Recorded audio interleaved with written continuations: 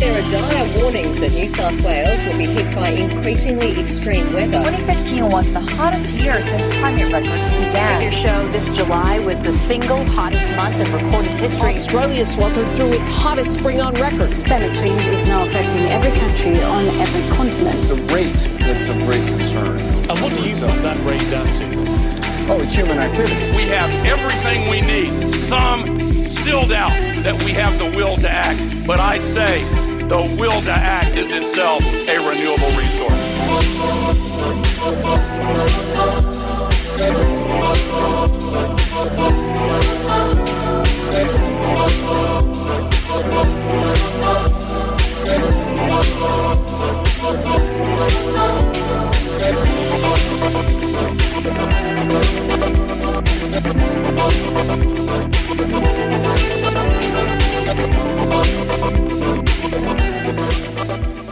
Hello, and welcome to episode 9 of Climactic, the voice of the people on climate change. Hello, Mark. Couldn't help but noticing you've been mastering the art of Facebook Live on our Facebook feed.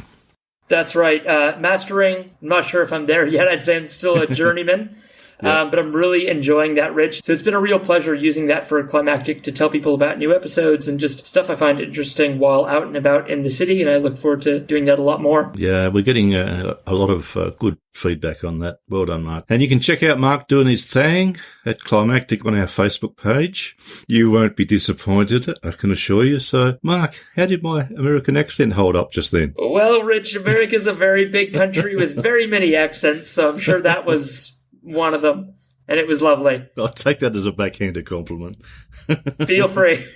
But Rich, you haven't been quiet at all on your end. You've been doing some great interviews yourself, and this is a really good one with John Fry, who's a Landcare advocate, which is something I didn't know much about beforehand at all. He is a sustainable project manager and also a city councillor at Bathurst City Council in New South Wales, so he must get up very early in the morning. I know you were impressed, Rich, straight off the bat with the building you were recording in. Can you tell me a bit more about that? Because you sounded almost as impressed with the building as you were with John. Yes, Mark, I had the pleasure of talking to John at Skillset, which is at the Flannery Centre in Bathurst, New South Wales. The Flannery Centre is, of course, named after Tim Flannery, famous scientist, author and environmental activist. And energy efficiency is something to behold at this centre, Mark, and I'll leave it to John to describe how exactly that works. All right, thank you so much for that, Rich. I cannot wait to hear the interview. So here we go with Councillor John Fry.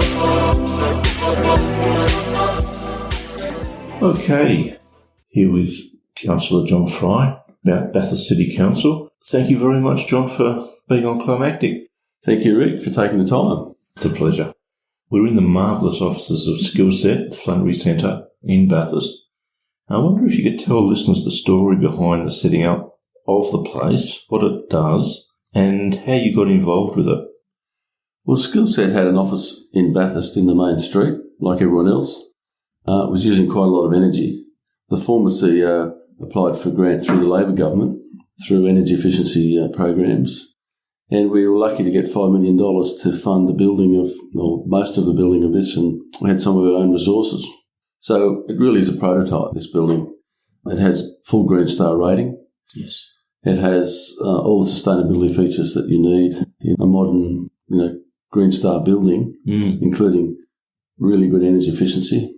It has a sort of passive heating system, which basically involves the sun shining onto dark coloured masonry, as in concrete floors, polished concrete floors, rammed earth walls.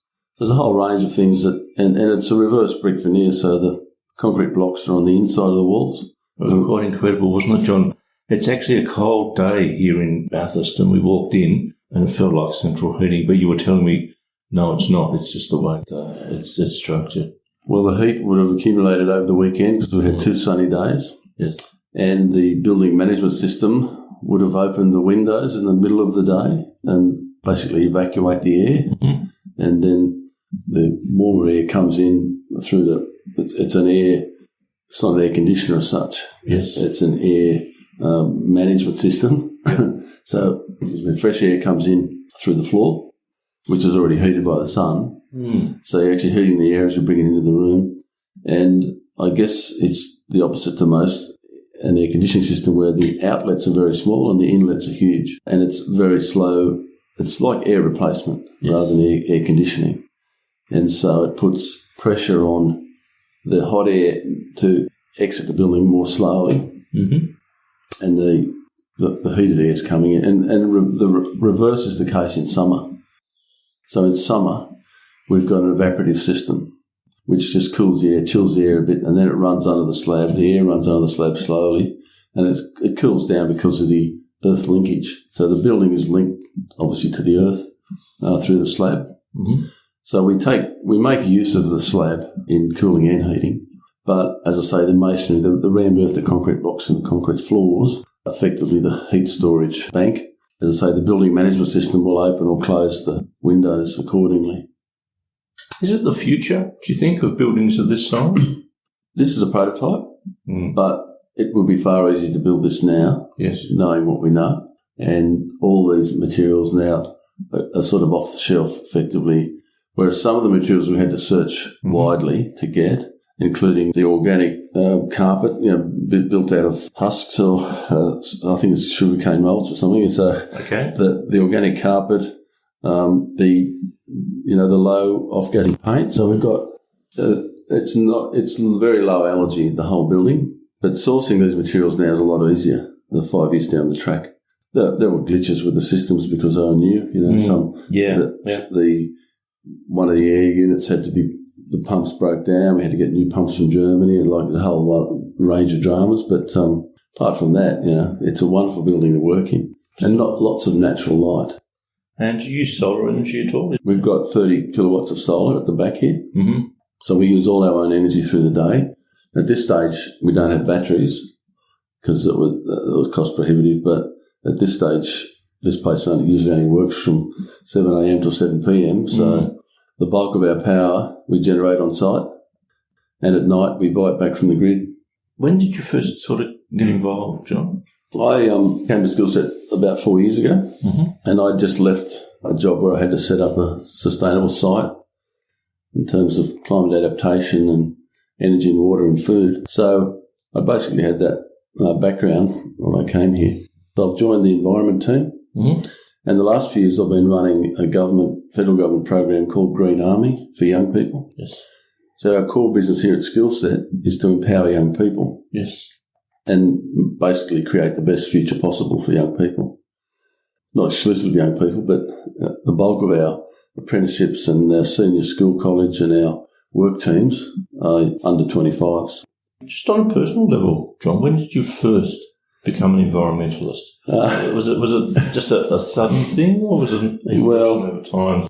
I'm a post-war baby boomer, and I think the 60s, when I was a child, at school, the 60s, there was a lot of social change. So I was like a sponge, I was looking at all this stuff, and of course Australia was a couple of years behind the rest of the world, at least. And I guess in the 70s, the 60s sort of era, I got to Australia, the counterculture, the revolutionary, the hippies, the whole thing, alternative ideas came through in the 70s. So at that point in the 70s, when I was a teenager, I bought a block of land about 20 k's out of Bathurst, thinking, I'm going to, tune in, drop out. And, So I'm still trying to drop out. I'll hit 60 and I'm still got plans to drop out. But, so it was the influence of the 70s and then the influence of my family. My father took me bushwalking quite a lot. And that's how I got involved. But I didn't really get stuck in until the 90s, the early 90s.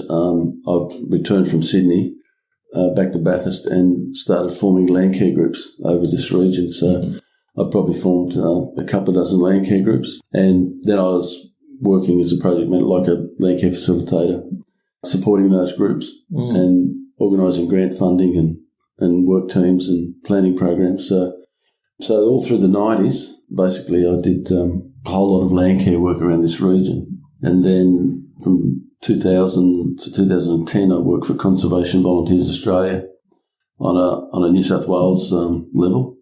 So again, I was managing environment programs and Landcare work and youth programs across the whole state. for that 10 years. I've been organising young people to do environment work since the 90s with farmers.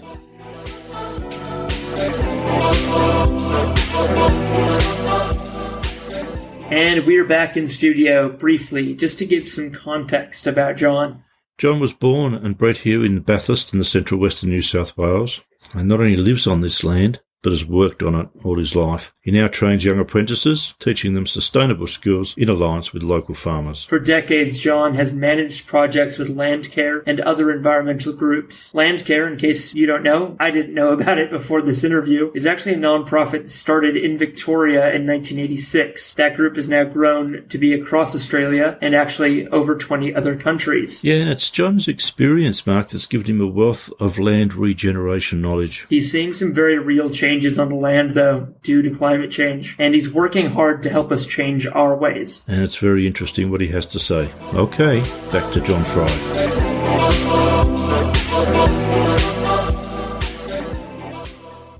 When you're working so close to the land and to the local environment, have you seen the changes that climate change has brought in the last, 30, 40 years or so? Has that been brought home to you? Well, it has to me.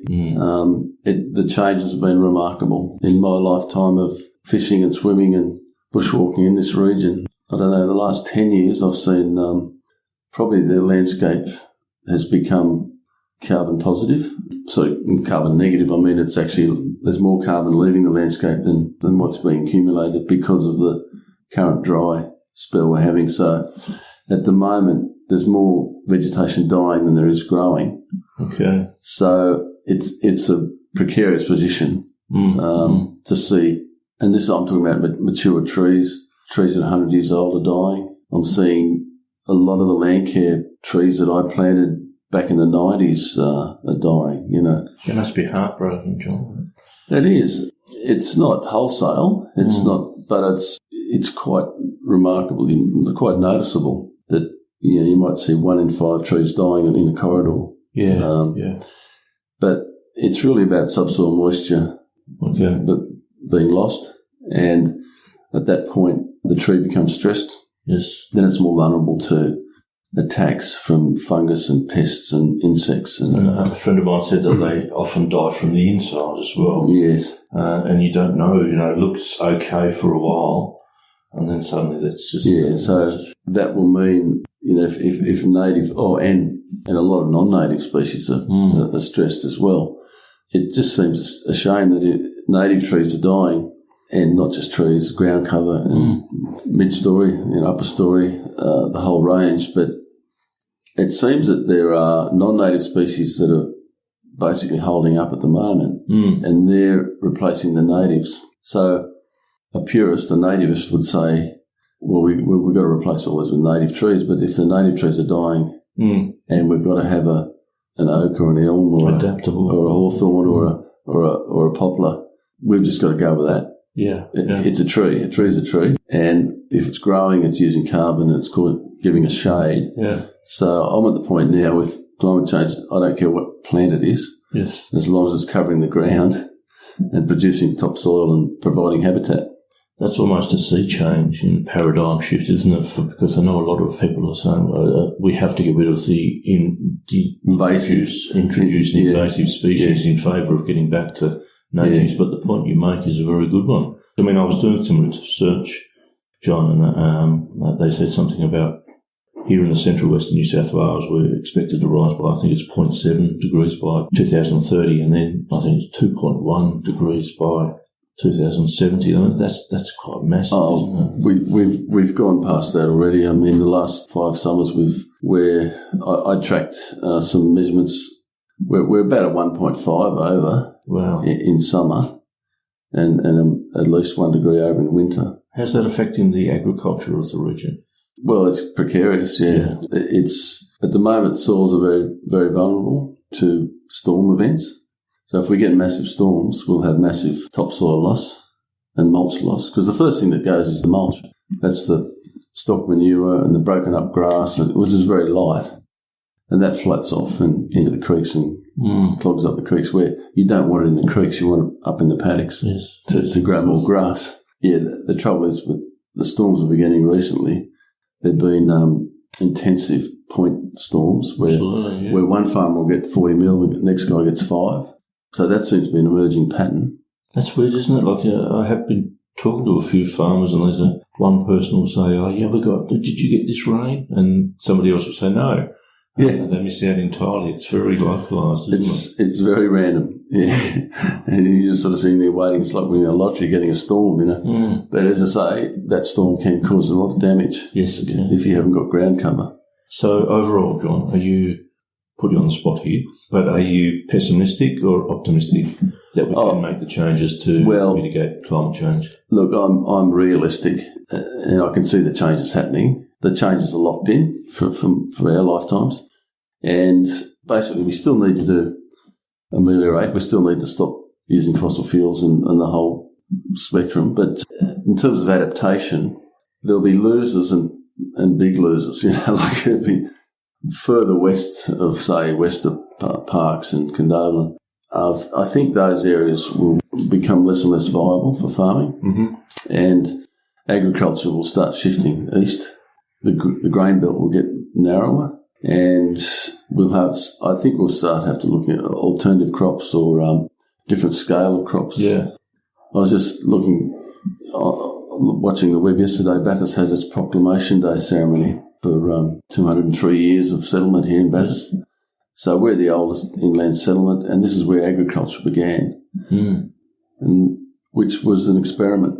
So we've really just had 200 years of experimental agriculture in Bathurst, using European techniques, which didn't suit this place. We didn't realise we had lower fertility. We effectively mined the fertility in inland Australia.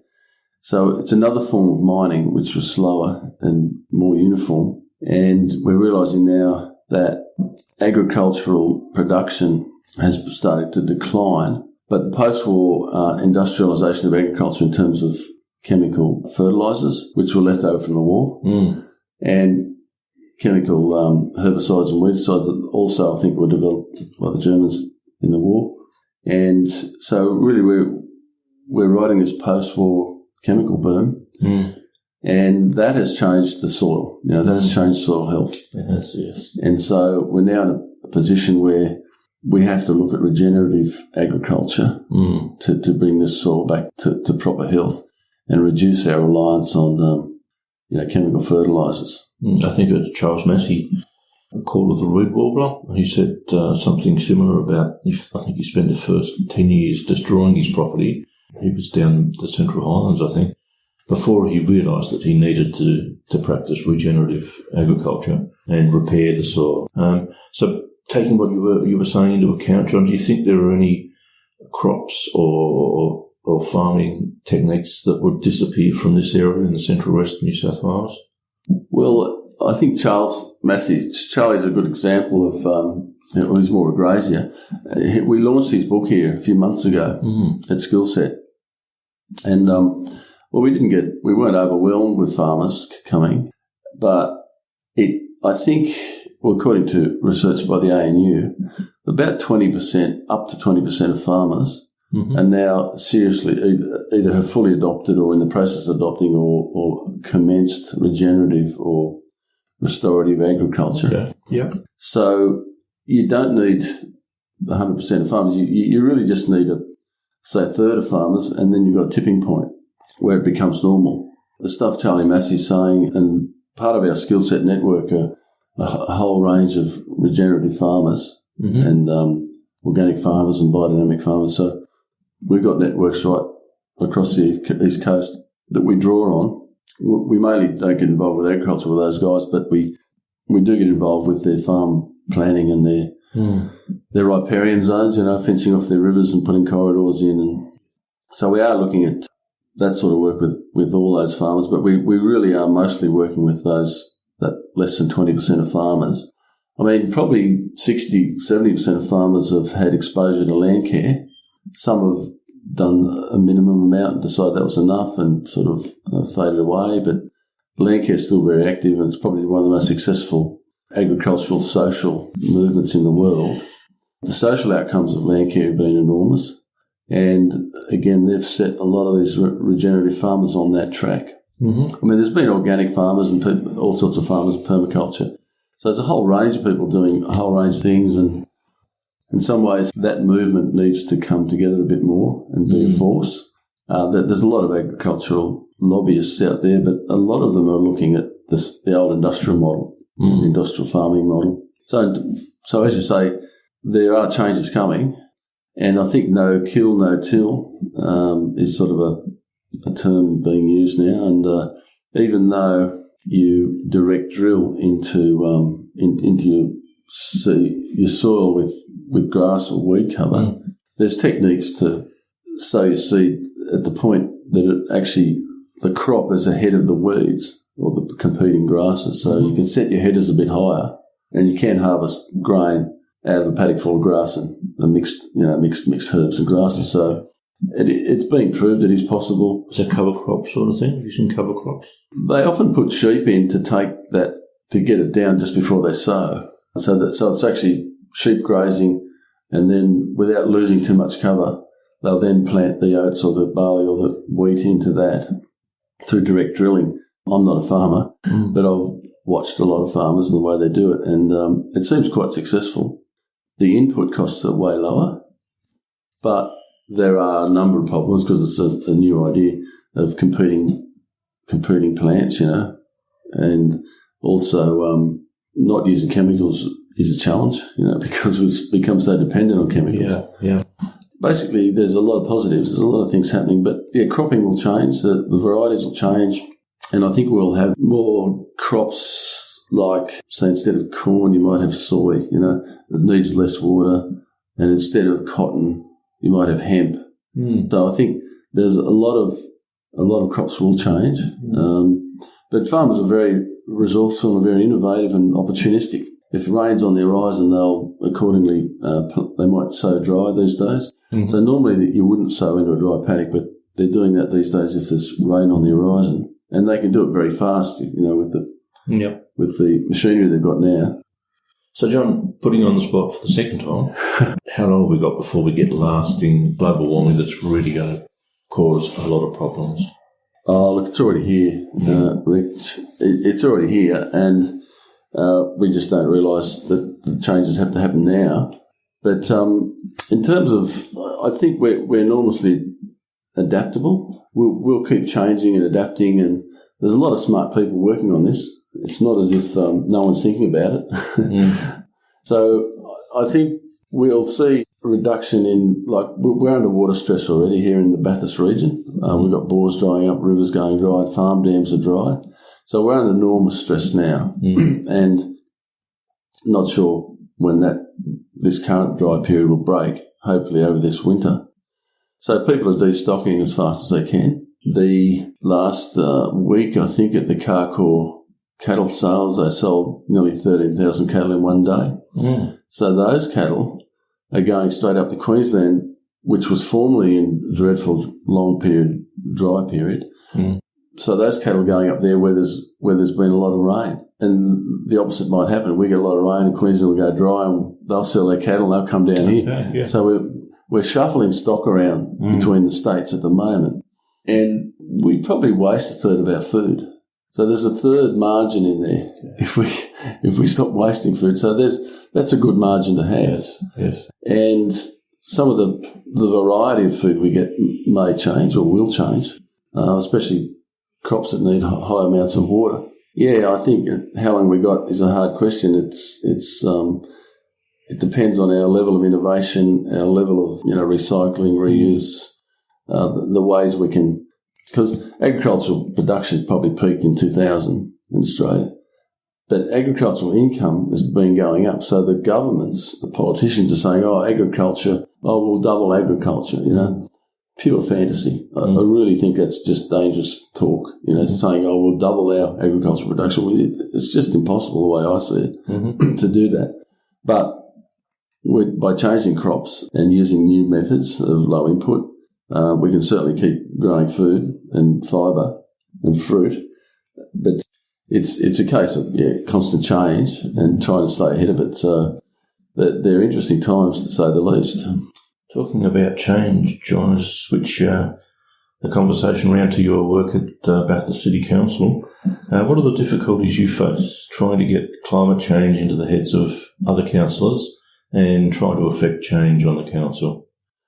Well, I've only been there 6 months, Rich. So 6 months, I'm told you need to sit there and listen for a year before you do any changes in local government. But I'm finding the Bathurst Council is more responsive than I imagined, than a typical council. And they've got a reputation of being, slow moving and moving at a glacial pace. But I'm finding Bathurst Council are pretty responsive.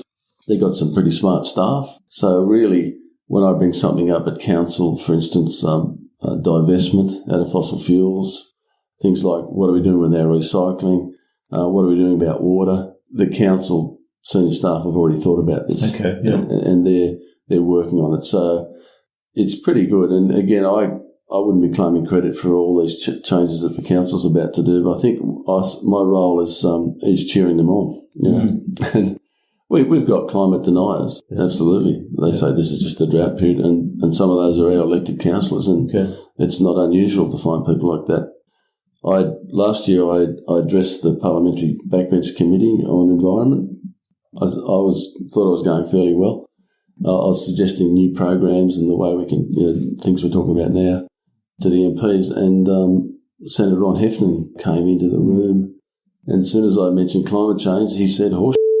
And every time, and on cue, every time I said climate change, he said horse. And I thought, well, this isn't going anywhere. That's not exactly a mature response either, is it? So I believe he's no longer a senator.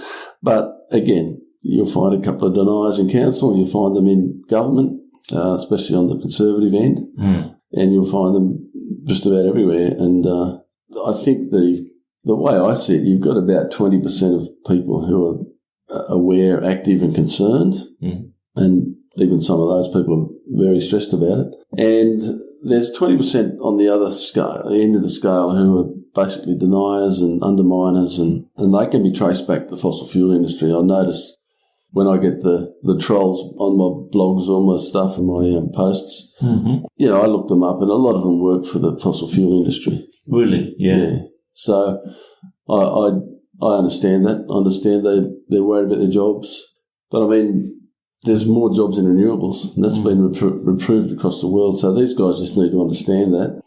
So, I mean, we've got a solar farm going up in Bathurst, a 130 kilowatt solar farm going up, and that at Barwongal, that will have probably 100 construction jobs for 2 years, and probably up to 10 permanent jobs, 15 permanent jobs, electricians, maintenance, managing the livestock, boundaries, the fences, the trees. And then I think AGL are proposing to build a gas-fired power station at Liddell, and that'll be slightly larger than the solar farm, but it will only have 12 permanent staff to run it. So the solar renewable wind farms are actually employing the same amount of staff as the fossil fuel industry. So it's time to get on with it, and get renewables.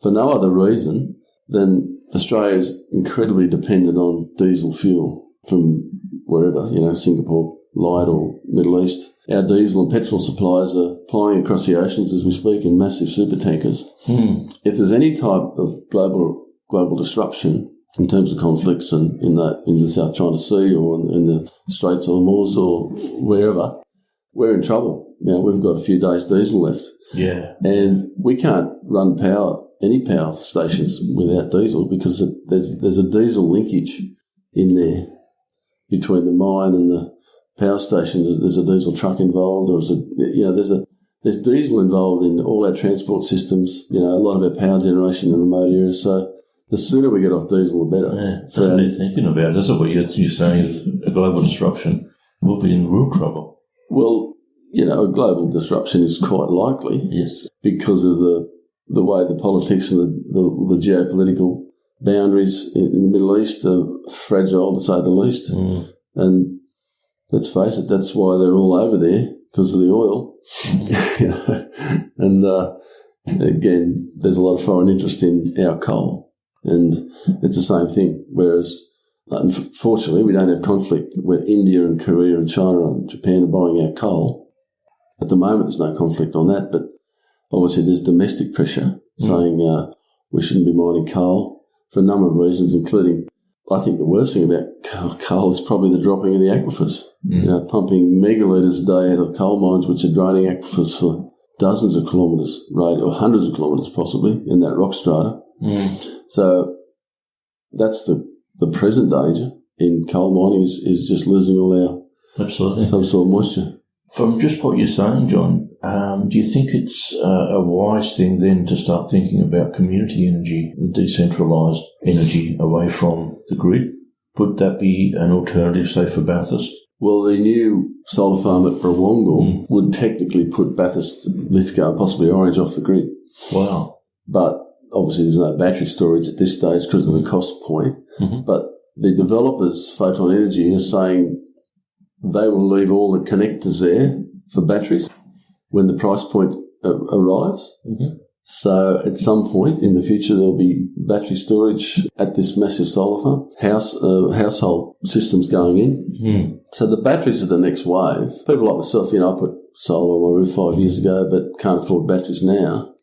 But in the next few years, there'll be a wave of people like me who've got solar who now want to retrofit with batteries. Yeah. So, there'll be household grids, there'll be neighbourhood grids, mini grids, regional grids. And the grid itself is an interesting creature. I mean, it's incredibly complex and it's ageing in some areas, it's new in other areas. So it's patchy. So I can see some sort of hybrid thing evolving where if a major transmission line went down, you probably would have enough capacity to, you couldn't run, an aluminium smelter. You'd have to shut down. You'd have to shut down some big industries. But I think normal business and domestic would survive with a system of grids. But the actual grid, I guess, has to be maintained, and it's been sold off, as you know, to private industry. So I think the grid is a national security issue, and it should be in public hands. But I think that horse is bolted. But the government needs to control the grid. John, just getting back to the reaction you're getting when you support renewable energy schemes. We spoke to Councillor Tim Baxter of Port Phillip Council. Community feedback was very important in him getting through sustainable solutions. That was something that he was really pushing. Is that the same in Bathurst? Probably not my strong point. Is I get an idea, I run with it, I look behind me, and there's no one behind me. But I absolutely see the need for community support and feedback. I think if it's not too technical and it's put out there in plain terms for people, they understand that you spend this money, you have free power in 5 years' time or whatever it is, and make it fairly straightforward. So I find that people are slightly sceptical about climate are actually fine with solar energy because they just see they see the benefits. Yeah, they see the benefits and they can see the point of it. So solar transport is obviously the next thing on the horizon. Again, in terms of community acceptance, I think the community will go with, I'm just sort of judging it on Bathurst, will go with electric vehicles, but probably not ready for autonomous vehicles. I think that's just one step too far for some people, having no driver. But it will happen, of course. But I just think we put autonomous vehicles on hold for now. But what you're saying about community awareness and community support, I think you're right. It is critical, and that's something that personally and the Greens and other environmentalists have to probably spend a bit more time on. Because I'm a member of the Greens, I don't take it that personally, but there's a certain element of trolls that I'd mentioned earlier who will basically be derogatory or negative regardless of the issue. It doesn't matter what the issue is. If the Greens like it, we don't, And so maybe that's a challenge for the Greens to be more proactive in terms of educating and not alienating those people. But again, I wish I had the answer to that, but it's something we can work on. John, just finally, we were talking about China before. One of the things we'd like to cover on Climactic is China's recent decision to change the rules on recycling. Probably the first thing is to educate people to use less packaging and talk to supermarkets and stop it at the source. That obviously that's the first thing. But the inevitable amount of packaging that does flow will go in Bathurst into 3 bins, your red, your green and your yellow. So the red and the green bins are fine because that's organic waste and landfill. And we're trying to minimise red bin contents, well, I think most people are. But it's the yellow bin is the problem. Yes. And that is the recyclables that aren't separated. Some contamination, like 5% contamination. And that's the challenge that currently now is going to landfill, which is a tragedy. But I'm asking our council, can we store this? Can we somehow split it and store it? And they're going, well, there's a whole bunch of regulations and rules and problems with storing waste, which it still is waste under the Act, even though it's fairly benign. But it does need to be separated, it does need to be stored for future uses. And the future uses for plastics are shredding, pelletising, putting it through 3D moulds and injection moulds and powder moulding. So there's a whole lot of industry. There's a whole lot of stuff sitting in any room, normal household items that can be made through 3D printing or have a mini injection moulding. So I think this is the raw material for our products. I mean, there's a lot of companies now in Australia making railway sleepers and decking and planks and rails and bollards out of this recycled plastic. So it's weatherproof, it's long-lasting. Here it is, this feedstock ready, and somehow we've got to connect the feedstock up with these little factories. So these little factories are becoming more and more viable. That's a whole growth area. It's a whole new business opportunity, is to look at these plastic products and get them recycled into usable products just through recycling and innovative technology. Again, these factories need energy, but nothing like, to melt steel. Like they need a lot less than that. So I think there's a lot of opportunity there, storing recycling for a later date. But that's the main hurdle now, is where to store it and how to get that around the authorities, knowing that, in a couple of years' time, we want to get that stuff and start making products out of it. Right. Well, John, that's about it for my questions, and that's been fantastic. I really appreciate the time. Thanks very much for being on Climactic. I'd just like to finish up with, is there anything that you'd like to mention or bring up yourself? Oh, well, I guess just in closing, at Skillset here, we're looking at applying for some grants. We've got the grants are live at the moment to look at restoring landscape function. So bringing landscape, when that big storm comes, have we got structures like leaky weirs, like the Peter Andrews leaky weirs? Have we got some controls, some bed controls to stop erosion? So we're looking at getting grant money to build these structures, these engineered structures in eroded gullies and creeks and streams. And anything from a tiny catchment to a large one. To catch those storms, slow them up so they don't do damage, and use recycled building materials. So there's a lot of bricks and concrete and tiles and clay pipes and stuff that's coming out of demolition jobs currently. And there is a process of getting it checked by the EPA and approved and crushed up into usable sizes. So all that aggregate and that masonry can be put back into concrete. It can be put into, rural weirs or leaky weirs or chain upon structures and restore those wetlands back to function. And then again using recycled organic waste and wood chips and cardboard and paper as a fertiliser. So we incorporate that with the construction material. So this is an idea we want to run with now at Skillset, is talk to farmers and start rebuilding these gullies, and then start lobbying state and federal government for a national plan to save our streams. And that's 350,000 kilometres of damaged streams in Australia. And of course we know what's going on with the barrier reef. And the barrier reef is just one part of it. There's nutrients and soil and topsoil loss, hemorrhaging out of the system. So we thought, well, we can pinpoint one thing we can do that ticks as many boxes as possible: recycling and rehydration and getting grasses and plants back in the system. Holistic thing, it's a catchment thing, it's a holistic thing. So that's one thing we're working on here at Skillset. And so we've got contracting teams out there today doing on-ground work, and we're hoping to do more of this gully restoration. So there are some videos on our Skillset environment website. Well, it is a fantastic place, John, and you've got a great project here. I've heard so many good things about it. I hope it all goes well and that you do get those grants. Yes, fingers crossed. We'll see what happens. All right. Thank you very much. All right. And thank you, John. Thank you for your time.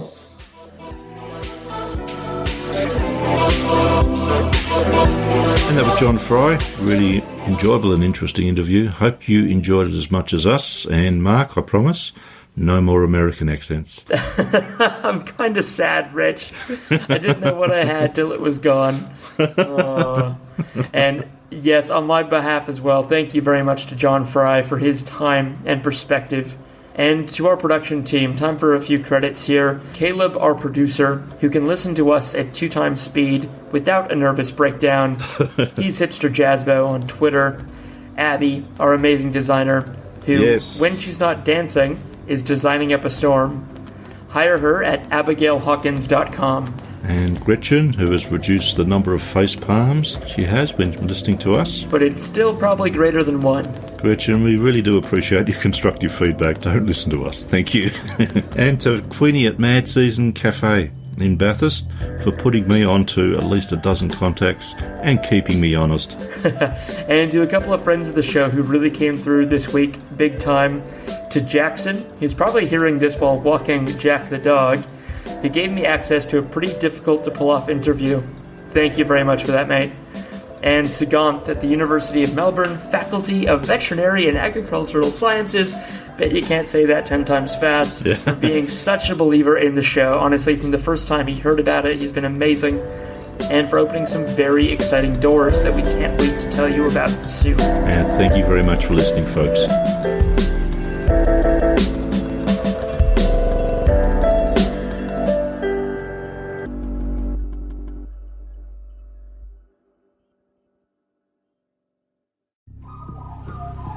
The Climactic Collective.